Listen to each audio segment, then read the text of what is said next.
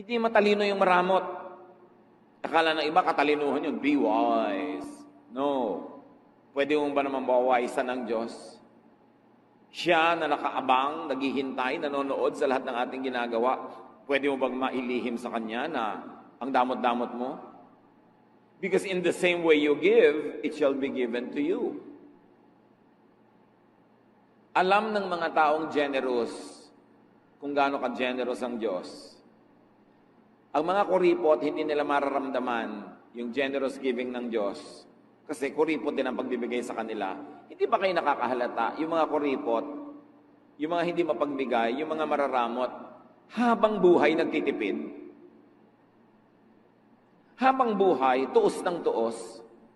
Habang buhay, kwenta ng kwenta. Habang buhay, tiis ng tiis. Kasi yun ang style nila.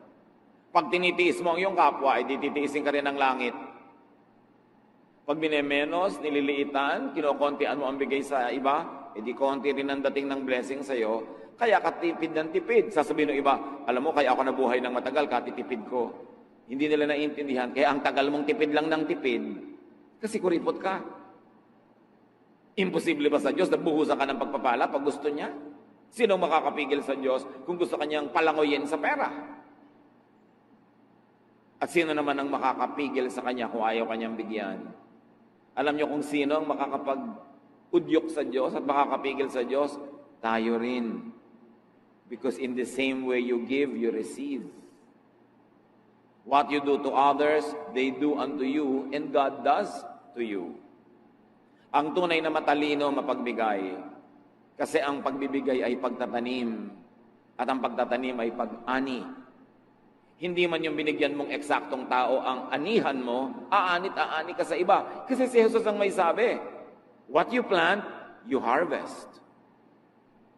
Pero ang pinagkakait, ipinagdadamot mo sa iba, ipagkakait at ipagdadamot din sa iyo ng langit.